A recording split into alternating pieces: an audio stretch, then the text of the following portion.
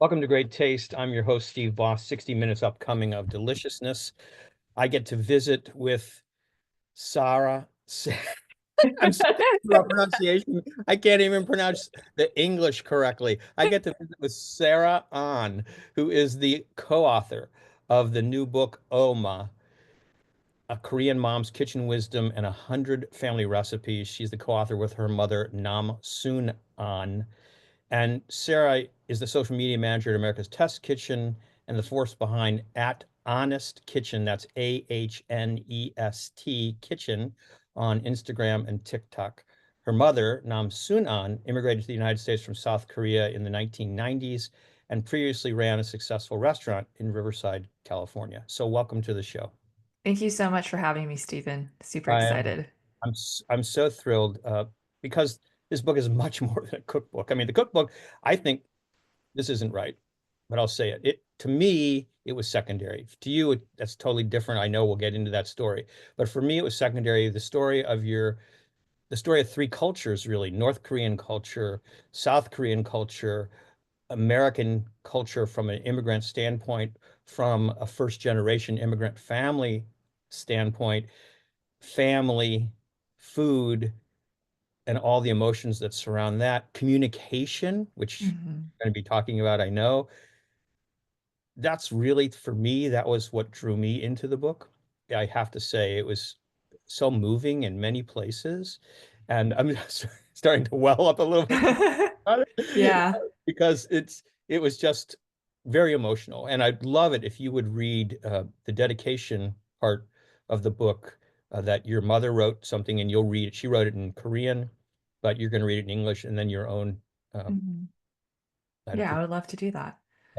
So these are the notes that we wrote to each other, and it kind of starts the book and kind of gives the emotions that you'll feel throughout the book. So this is from my mom. It's a letter to everyone from her. The memories of the moments I shared with my mother are slowly fading, becoming soft and distant. I find comfort in remembering the taste of her meals from my childhood, easing the ache I feel for her absence. As time passes, I hope that when my children miss me, this book will offer them comfort, just as it might for anyone who understands this kind of love. And then I wrote, no words or actions could ever repay the love Oma has given me, the love that lives in every page of this book. I know that only when she's no longer here will the full weight of my gratitude truly settle in, a weight I can't bear to imagine. How I wish I could hold that gratitude in my heart now while I still have the gift of her presence. I feel deeply indebted and grateful for each recipe, all the memories, and every ounce of love she poured into this book. And when the day comes that I long for Oma, I'll know exactly where to find her. Sarah. Mm. And Oma means mother, right? Yes, it means Korean mom. Mhm. So could you tell us a little bit about your mother and how she grew up, where she grew up, and the environment that was really her life when she was young? Yeah, so she grew up in South Korea. She was born in Incheon. A lot of people are familiar with that place because that's where you land, Incheon Airport, if you ever visit Korea. And she grew up at a time where Korea was recovering from the Japanese occupation and the Korean War, which were almost back to back. At that time when she was a young child, Korea was very impoverished. It was nothing like you see as Korea today. Um, snacks didn't really exist. White rice was considered a luxury at that time. If her mom was kind of the breadwinner in her home, and worked tirelessly for her family. And when she brought home a sack of rice, which was once a year, and she had to work very hard for it, because Korea at that time had a shortage of rice due to Japan's occupation. Um, Having a sack of rice was like having a luxury car in the driveway. So that's what Korea was like when she was born and raised there. And she was born in 1959, which isn't that long ago. And food was one of the ways she felt comforted during those times from her mom. And she eventually, grew up in Korea, transformed into a prosperous country, and she landed a job, an office job, in Korea. And then she eventually moved to America to pursue the American dream.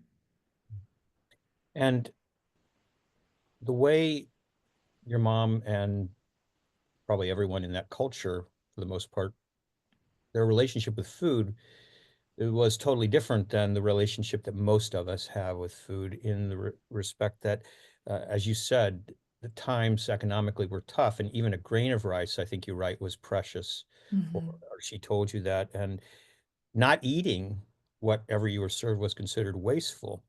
And there were Right. days when rice wasn't even allowed to be served, or times during a couple of days a week, I think it was that you said that rice wasn't allowed to be served. And so you told this story about one particular recipe, soy sauce radish pickle story. Uh, Hmm. and you made note, as I told you before we started, that I'm not going to even begin to try to pronounce the exact Korean words for this, but you talked about that food specifically being linked to survival. And I hope that do you remember that particular story? Let me see. There's so many stories in there that Right. sometimes I I know have it's a to just little do a unclear. quick soy sauce radish pickles. Right. Hmm. I just got to see it real quick and then it'll Okay, click in good. my mind again. Yeah, that history of the Korean Peninsula, I think, is something that most of us, at least in the States, don't really have really any knowledge of, except maybe for the Korean conflict. But we Yeah. don't have any understanding of the occupation of Korea for a long period of time, and the fact that so much of its agriculture and the literally hundreds of varieties of rice that used to Yeah. be grown there, that was all taken away by the occupation of the Japanese, and the rice was exported during a Right. time when I think Japan was suffering a rice shortage. Right, right, right. So with the radish one, I actually do remember this. My mom was laughing when she told me the story. We're sitting on the kitchen floor as we just finished making the marinade for this, and she told me back when her mom made this, she didn't use any sweetener or anything like our ingredient list calls for. She just used salt, and the radish would then pickle into this extremely salty um, fermented food. And my mom would always beg her, Umma, please, can you make it less salty? But for Koreans back then, the fermentation process was the only way to preserve foods. And produce like Korean radish, Napa cabbage were used to make pickles, like soy sauce radish pickles, or in this case, or excuse me, or kimchi, as we all know. Kimchi these days is like a trending food item that is often marketed in American markets as healthy, great for gut health and probiotics. But back then, that was the only thing they could afford to eat. It was the food that got them through harsh winter months. So kimchi and pickles like this played an important role, and they would be extremely salty to preserve it. Mm. Yeah. So I want to read a section a segment that is also was another influence on your mom, and have you talk a little bit about that. Yeah. This is called, I think I would have all these pages marked, right? This is called spicy, well, it's not called spicy raw marinated crab. That's the recipe, spicy raw marinated crab. And Yeah. this is what you write. Unfortunately, this is about the recipe. Unfortunately, there's no record of this recipe that she was used to. But Uma made it her ongoing project to replicate. Can you help me with this word? Halmione's gangjang gaejang? Harmony Kejang. Okay. Chasing the flavors she remembers from her childhood. For me, it serves as a powerful reminder of the deep significance of family recipes. The true value of preserving them often becomes apparent only when it's too late. I encourage everyone to spend time with loved ones, especially elder cooks.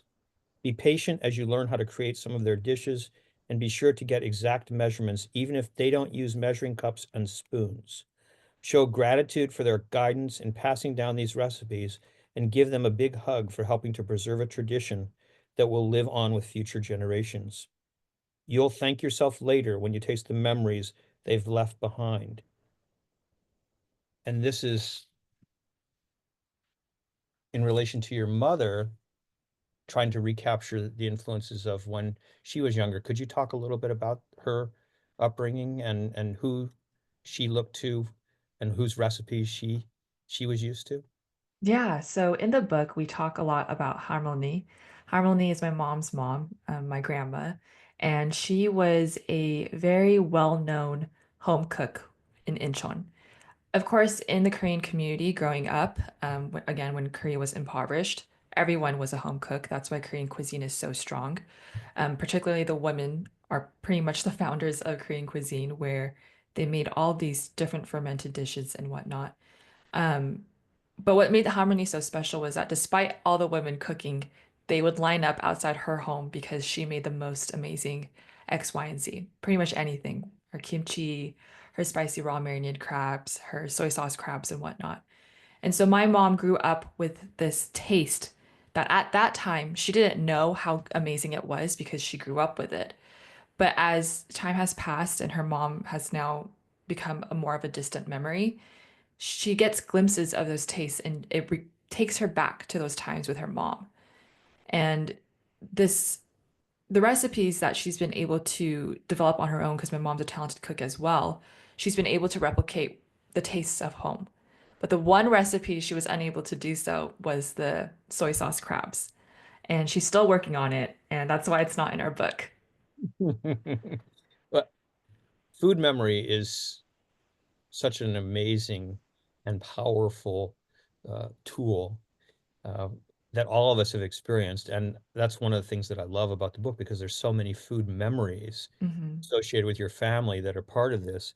And it seems like to me that between the notes that you wrote to each other and this passage that I read, for example, that these just grab exactly what the essence of why you created this book.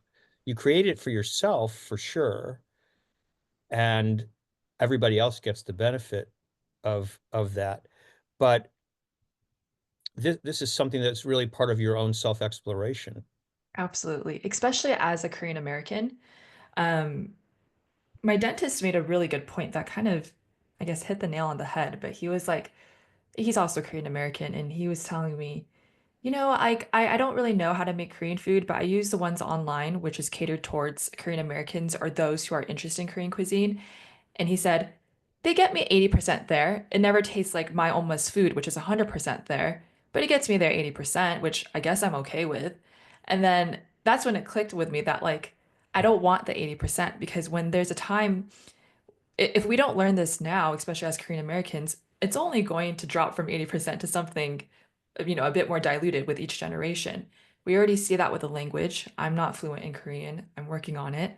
But there's an importance of preserving parts of our culture, especially as someone who is not fluent in Korean, someone who's not living in Korea, where I don't have access to these recipes that's written in Korean. I don't want the 80% recipes. I want the 100% recipes that taste like almost home. And I need to preserve that and keep that somewhere. So when you were growing up, this is I would really like to understand this because you said you're not fluent in Korean, but you grew up in the States, and so um, How did that happen? yeah, so how did that happen? Yeah, so my mom is, both my parents only speak Korean. They're only fluent in Korean. They can get by with some English, but very minimal. I grew up speaking Korean as my first language up until preschool. Once I entered preschool here, because I was born and raised in America, English started taking over. And I don't know what happened exactly, but once English started taking over, that became my dominant language. And my brother also, I have an older brother, he also speaks English. So my English was only just becoming more um, apparent. And it just, that's the language I grasped onto. And my parents didn't, they tried to send us to Korean learning schools, Korean language schools, but I mean, at that age, I didn't want to go to Korean language schools on Saturday. I wanted to play. And they were also very busy as well. And I think they were very stressed growing up, just trying to make ends meet. And so there wasn't that much time to like correct us in how we speak, if I had to be frank. Mhm. And but it must have offered, I mean, a lot of challenges, really, as a small child growing up in a household with a inability to communicate perfectly. I mean, you talk about a particular incident, but that incident occurred when you were an adult. This incident where you said I think it was, wasn't it? Where you and your mom started yelling at each other, and then you she served you some food, and then it was like everything's okay now. Yeah, yeah, we were unable to communicate with each other our frustrations, and when you have miscommunication or no communication, your frustrations build up, and then you start to raise your voice. And then we actually had another instance where I talk about this on my social media as a video where I was flown out to Korea to present a Sabashi speech. Sabashi is like Korea's version of TED Talk, which was a great honor, and because it's such a profound event.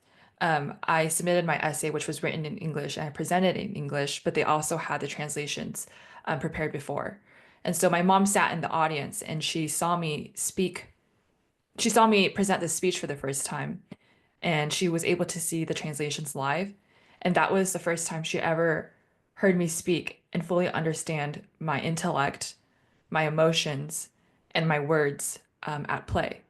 Because there's been many times in college where, arguably I was strongest in writing in college, where I wanted to show her my essays and I wanted to show my parents this beautiful essay that my professor put up for everyone to see because he loved it too. But I was never able to do that until just very recently with that Sabashi speech. Wonderful. So when you were growing up as this first generation of an immigrant family, I think that you had certain experiences that I think are fairly common, unfortunately, to people who are in that situation, whether they're from Korea or from other countries. And the one that was that you related in the book that was so moving was this story of how you were so proud of your mom and her cooking and the flavors and everything. You Mhm. wanted to take all this food. It's gimbap. Is that gimbap? Is that right? Yeah, keep up. That's right. And a purple lunch pail. Mhm. Could you tell us that, please? Yeah, so kimbap is, I don't like to say this, but it looks similar to sushi. Some people say it's Korea's version of sushi, which is not. Kimbap is kimbap, sushi is sushi. But for visuals, that's what it looks like. It's a savory roll. There's no raw ingredients in it. It's kind of like bibimbap, if you know what that is, wrapped in a seaweed roll. Very savory, very filling, and it's something that um, we had in our household, usually as a special treat, where it's an occasion to make it, where it's like, oh, Oma was in a very good mood today and had time. She made us this special treat, kind of like cookies. You have it often, but not too often. And I was really excited to bring it to school. I was in elementary school, and so I packed some for my classmates. And at that point in my life, I hadn't dealt with any sort of criticism or bullying for outwardly looking different or having something that's different. And then once I packed that, ran to school super excited and took it out as if I was holding something that was so rare and showed it to all my classmates at the lunch table. And then everyone was just looking at me, but then one person finally said, "Ew, what are you eating? That looks so disgusting." And the whole table went silent and they all just looked at me and I remember how hot my face felt. I mean, I felt the redness just spreading all over my face of embarrassment and admittedly a bit of anger and confusion. And then I came home that same day and I told my mom if she could stop packing me kimbap and just pack me a sandwich instead. Mhm. Did that have a lasting impact in terms of your not delving further into your, Korean heritage until past your, college years? Yeah, absolutely. It became dormant. I just felt proud of who I was in the confines of the four walls of my home because that's where I could be fully Korean. And at that time, when I was in elementary school, it was the early 2000s. Korean culture wasn't a thing in America. That's a very recent trend where we're seeing diversity come into American mainstream and media. So back then, it wasn't considered cool at all to be interested in Korean music, Korean clothes, Korean, K-pop, food or whatever. So it definitely became dormant. And when I saw the Korean wave make its way, into America in, 2017, 2016, 2018, with the rise of the K-pop band BTS. That's when I started to become a bit more comfortable with it, which is a shame because I wish I had that confidence no matter what. Um, but when things like that repeatedly happen, where I feel like that story was light, like the kimbap story, that's just a kid being kind of blissfully ignorant. But when you deal with constant, blatant racism, it inevitably becomes dormant. It's so bizarre too, because if you think about it, I mean, I wonder what Korean kids are experiencing today growing up, because it's like K-dramas are everywhere. Everybody watches Yeah. them. I mean, the only reason I know about Kimbap is because of Attorney Woo, you know. So, you know, Oh, yeah, on Netflix. Yeah, right. I actually have friends who have kids now, and they tell me all their kids get so excited to pack something that's from Korean cuisine because they're considered the cool kid now. It's like, wow. And it's like the same neighborhood that I grew up in. Um, it's just things are changing for the better in that direction. Yeah, that's great. Uh, so we've talked a lot. We're going to talk more about your mom, and but I wanted to mention your dad because he is an important person in this story. And you say some absolutely beautiful things about him, especially how you and your brother would just run as soon as you heard him come pull up. You know, you'd be running over there to meet him Yeah. after his hard day of work.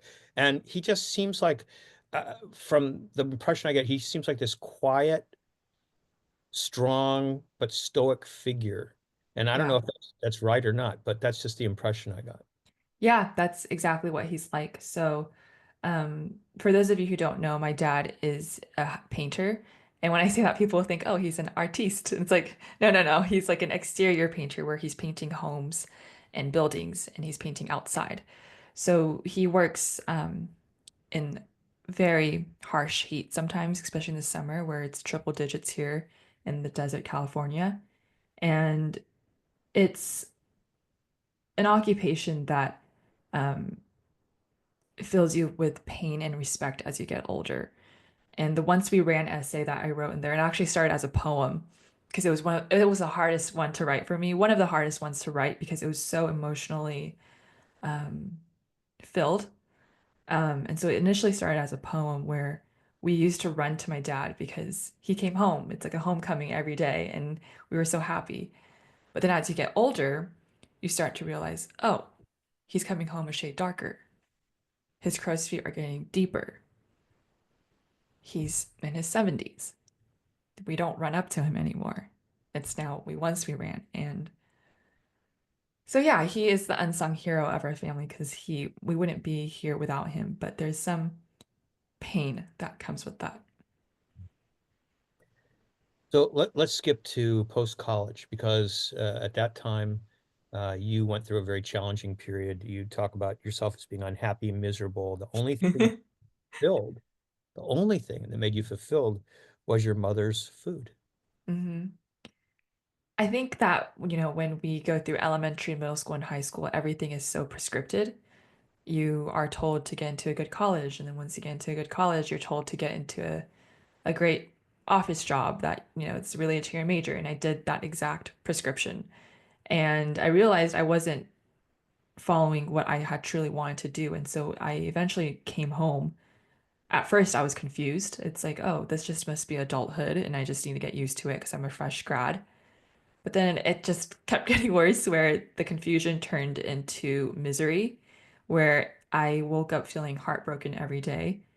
It sounds like a privilege to be, miserable over that, but, it's a lifestyle that you either adjust to or you really can't. And I was kind of in the second bucket. And the only way I felt comforted was when I came home, I would just unload my bag and immediately start cooking with my mom and watch my mom cook and just provide this comfort that was like therapy to me. At some point, you had this very um, deep conversation with your mom related to your choices, that she was relating to you, Mm. how she grew up in a totally different type of value system, we'll say, related to work, and that she was proud of your choices that you made. Yeah, Thank you for noticing that because I thought that was such a profound conversation that I wanted to include. So thank you for noticing that. Um, so my mom, I mentioned in like the introduction, she came here to pursue the American dream. The reason for that is because Korea is very rigid. Like there's no denying that it is.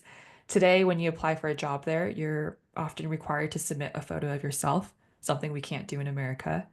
And during her time, I don't know if it still applies today, but I don't doubt that it doesn't.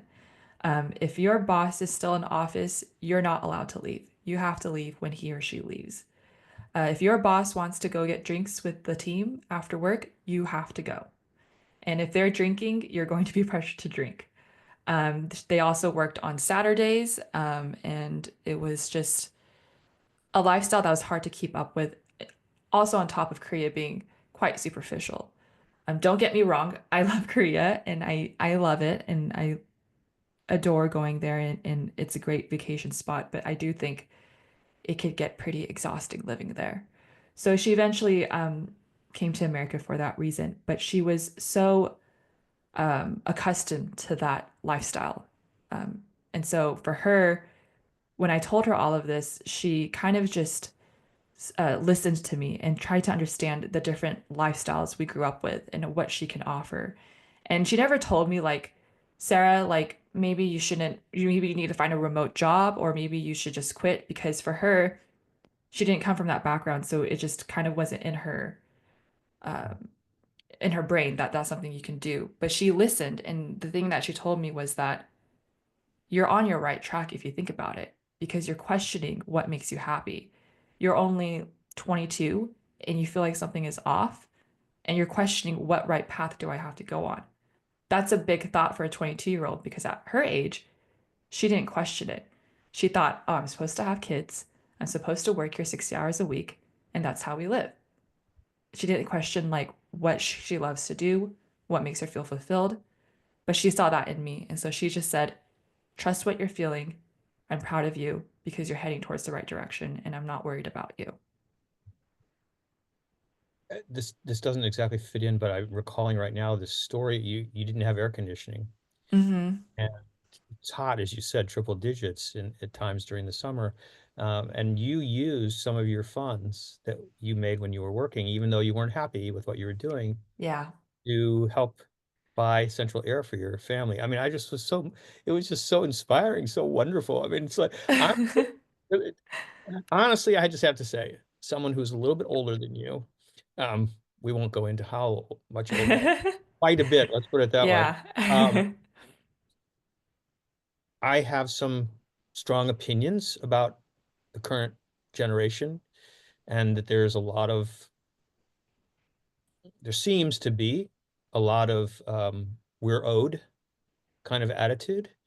And you're just, everything you say is just completely the opposite of that. It's like, yeah, I want to pay back my parents for the Mhm. love that they gave me, for the support that they gave me, and anything that I can do, whatever it is, I want to do that. And I just have to say that that's just so wonderful to me. I mean, I just Thank you. gives me faith, okay? That's Yeah. important, Oh, okay, maybe I'm just a little too cynical. And I here's think, yeah, I think that I think I don't know if you know, I live at home because for me it just makes sense with my parents and my dad painting. It feels a bit guilty to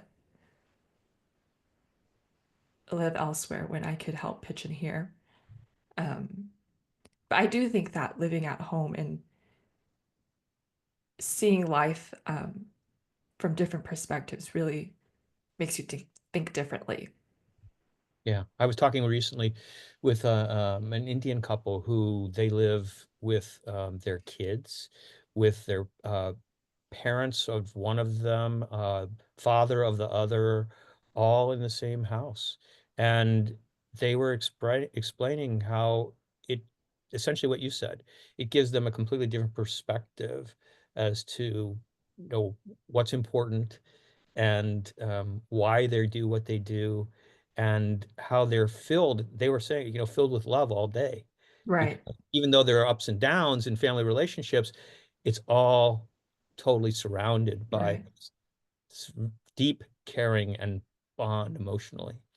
Yeah. And I definitely do want to say, disclaimer though, in order to be able to have that type of dynamic, having open minds is key. Otherwise, I would have moved out as well, and that makes sense. So I feel very lucky to have parents who are so wise.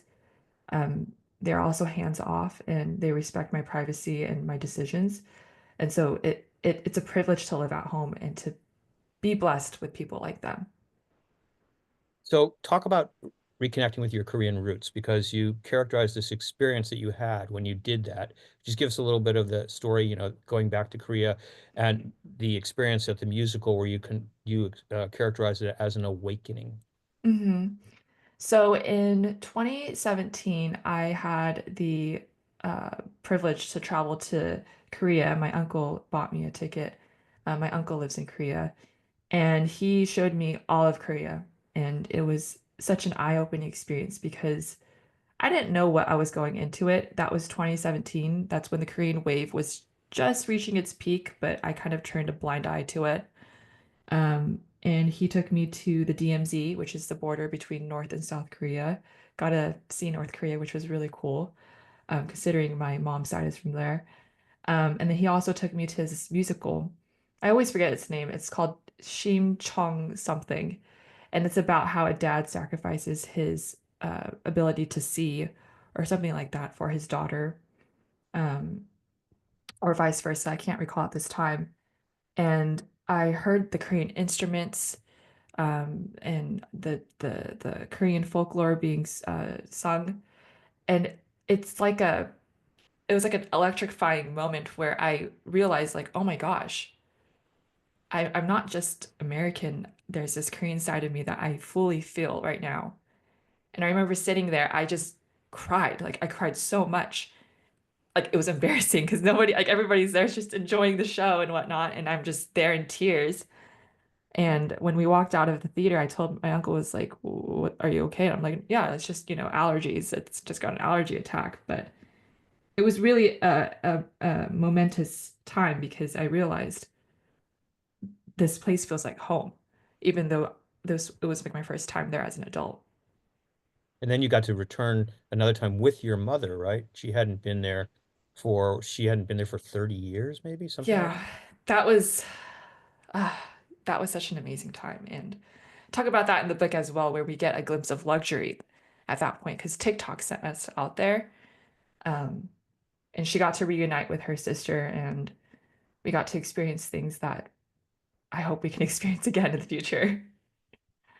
so. I feel like we probably ought to talk a little bit about some of the other things in the book, but I'm having such a good time talking to you about Yeah, uh, same. and and there's this amazing part in the book. I'm not going to pronounce it. I'll let you do it, but it's called The Intuitive Art of Sanma, 손맛, yeah. Onmat, The Taste of the Hands. And then there's another part that's sort of connected with that a little bit later, where you talk about the hands that shape tradition, um, Mhm. which a person's hands tell a story, you write. And Yes. would you talk about that, please? So hands is something I've always noticed as a kid. Because my dad would come home. I actually wrote this in my college essays, and I think it's what it got me accepted into multiple colleges. But I talked about how when I came home, my dad came home, there's these crevices on my dad's hands with paint stains all over them. And then there's cuts on my mom's hands as a former restaurant cook and owner. And then with my uncle, who wrote and developed the pastry recipes, his hands are actually permanently slanted because he's always shaping balls and doughs and, you know, curving his fingers in. Um, so hands is something I've always noticed, and I think there's a beauty in it because it tells so much about a person. And I talk about how mine remain untouched because of the sacrifices of people who work with their hands and their body, which is such a, I don't know, it's something.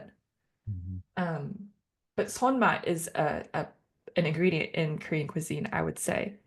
It literally translates to son is hand and mat is taste. It's the hand's taste slash flavor that makes the food taste so good. So if someone has sonmat, if you say, "Oh, Sarah has sonmat," it means she has an extreme talent for cooking. And if you give two people the same recipe, um, the person was Honma. And even if they follow the recipe as directed, and similarly, the person with Honma will make the better dish. Talking about, I'm hungry. I'm super hungry. I'm gonna eat a little bit right now. Because, What? Oh, you made something. because yeah, I'm hungry. I don't know if you can see, what I've got here. Is that the braised tofu? Braised tofu. Oh my gosh, we made that last night too. And you say you eat it all up. And I said to my wife afterwards, I went upstairs before you came on and I grabbed another piece and I said, "Oh my God, I understand exactly what she's talking about. You could just eat it and eat it and eat it." That's so funny because I ate it So, all up yesterday. That's so out of all the dishes, we made the same panchan side dish. so funny. And Amazing. I looked to try to find the easiest things to do. And that was one. And then the cucumber kimchi Amazing. and the spinach, I don't know what it's called. The gochujang spinach. Right, the one that you make differently. Wow, you made a lot. Um, That's actually quite a lot.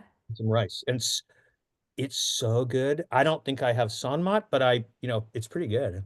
Our recipes get you it will give you sonma in the recipes. It's developed to give you 110% of what recipes should deliver. The tastes are just extraordinary. So much mm, flavor. And of course, not being used to having that type of flavor profile, Mhm. even more fun. Do you Mm. have a Korean market near you or because I know you're in Iowa, right?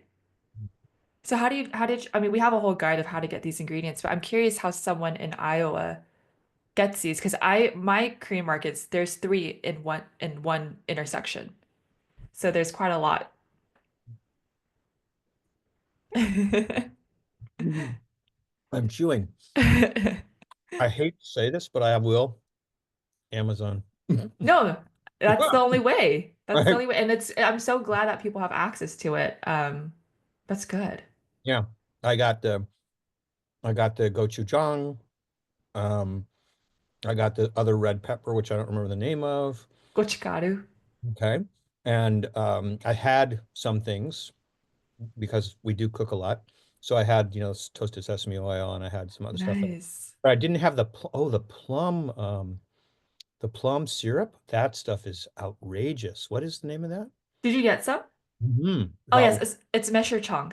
fantastic. Yes, so it's an ingredient that I think a lot of Koreans use. When I go to the Korean market, it's always in people's carts. It's just the ingredient that we use. It's a sweetener. But people often ask me, can I just replace honey, agave, or sugar? You can't. It's I can't describe it. I mean, you tasted it. It's very multi-dimensional type Yeah. of sweetness and it's great, right? It kind of I don't want to use this word. I'm going to think of a different word. It holds on to you. It grabs you. Uh, Yeah. because I think of the multidimensional. It's something Yes. when you taste it, you kind of go, "Oh, that's really Hmm. good," right? Yeah. Yep, Makes an exactly. makes an impression immediately. Exactly. Yeah. Okay. And we talk about like all those ingredients that you mentioned. We give all the different brands that we use so that you could get as close to Oma's recipes. So I am curious if you did get the exact brands we use. I did for the gochujang Oh, because I you could, use Sepio. Nice. yeah, and I got one of the not the main one for the plum because that one was much more expensive than the one Yeah. I got, but it was one of the secondary ones that you mentioned. Oh, It didn't have amazing. any additives in it, so it was great, great. I love that. And the I'm admitting I'm just like, true confessions here. So you said that what was the name of the red pepper again? Gochikaru. Right. That it can be expensive. And so I cheapened out on that one and got one that was less expensive. And then I saw it says product of China. I didn't notice it before. So I was like, oh, okay, well, whatever. That's what you get. Right. No, product China, it's fine, but obviously the one from Korea is going to be Korean chili pepper flakes. It's going to be best from Korea. Yeah. It Yeah. was the gochujang, at least it was from Korea. So yeah. Yeah. It sounds Anyway, like you got everything pretty accurate though, so that's I did amazing. the best I could. Let's put it that way. Thank you. And it was all because of your, tutelage and your mom's tutelage. So I Yeah. appreciate that. Now, I know that we're going to get into really you're going to get into trouble later if you don't talk about kimchi, because of course I know you mentioned at the beginning, but there's so much in the book about kimchi. There's a conversation about kimchi in life. There's the living art of kimchi that you talk about in the book. So why is this so important? And especially, can you talk a little bit about the ritual that I don't know if it still exists in the States, if the people still do it, but how Mhm. people used to get together to make it together. Yeah, so kimchi is, like I titled in the book, it's a living art of kimchi. It's part of our identity, pride, culture, and cuisine. It's a staple of our cuisine. Name one food that identifies Koreans, it's going to be kimchi, which I think is fascinating that we have something like that that's only particular to Koreans. Um, and kimchi is a food that I recall as one of my earliest memories with my mom. As kids, in case you're wondering, how do you get kids to eat kimchi? Korean moms will wash it underneath the sink or in water and then feed the washed, unspicy version of kimchi to them. Um, it's a huge part of our identity because, like I mentioned earlier, it's the one staple item that got us through the harsh winter months.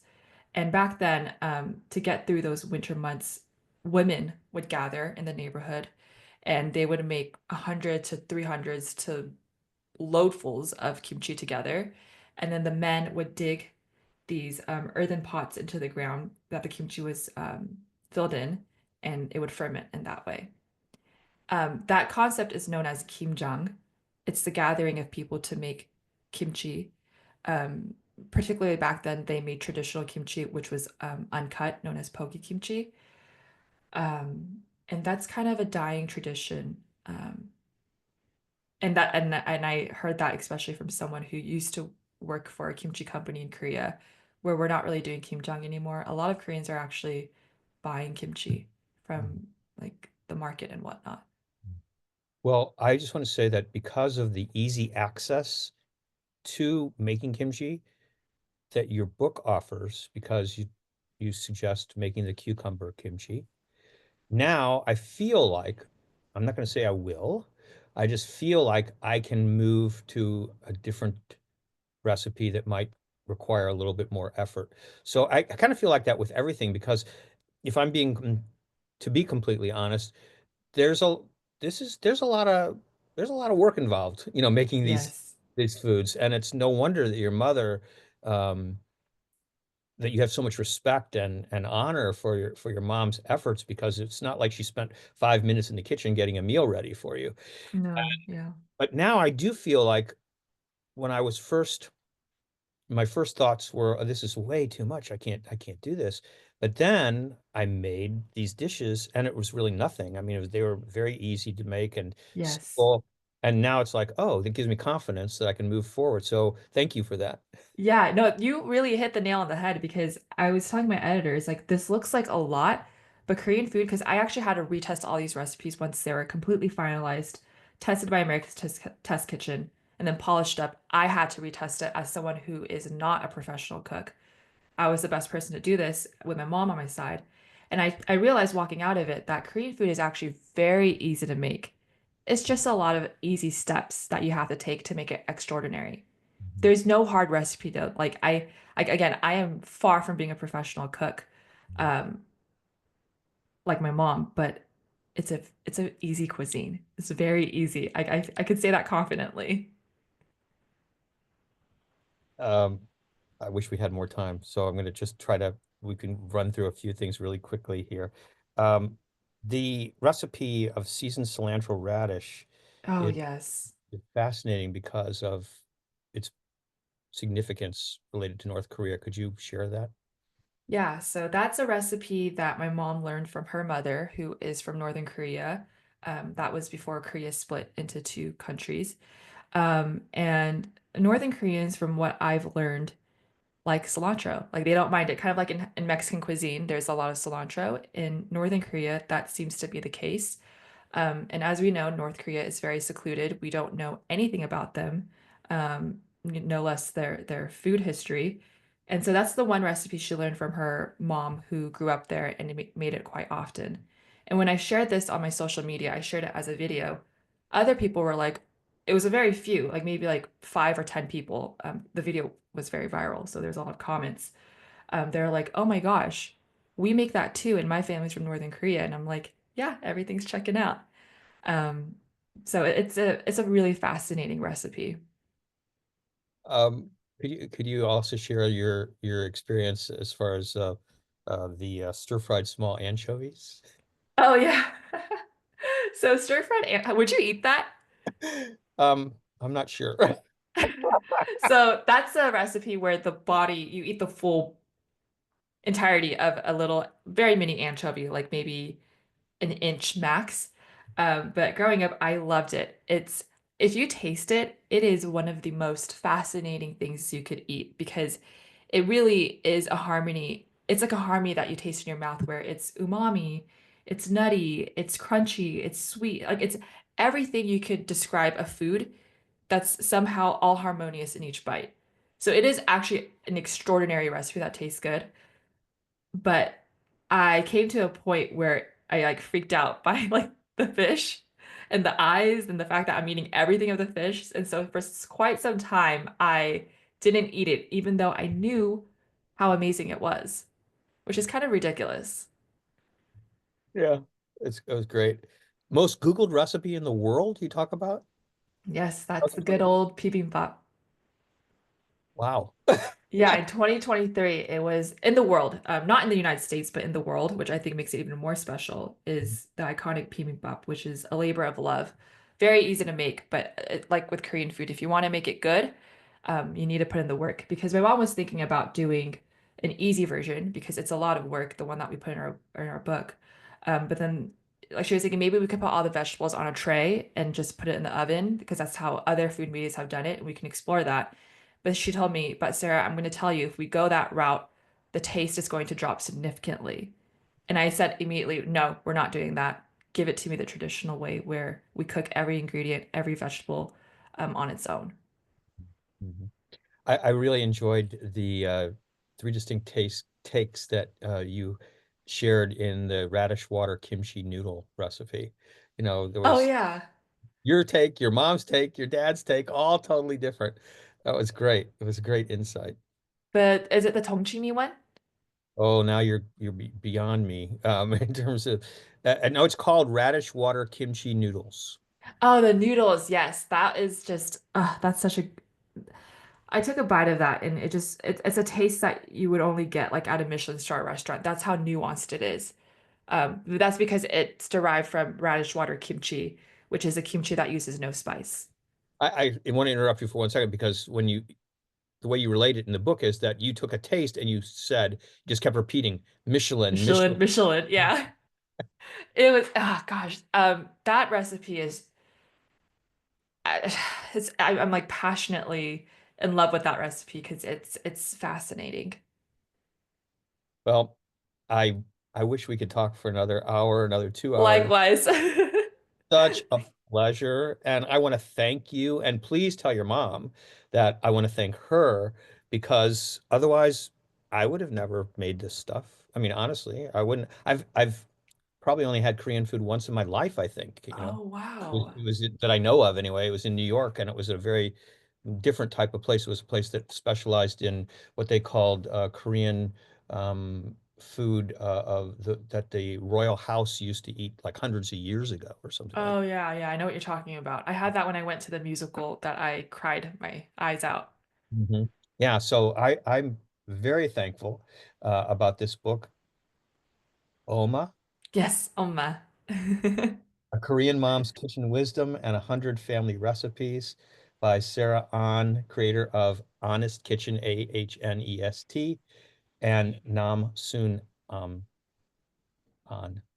Yes. Thank you so much, Stephen. Thank you so much. It's been just an honor, and I really appreciate it. You've been listening, but perhaps you've been watching Great Taste, 60 Minutes of Deliciousness. I'm your host, Steve Boss.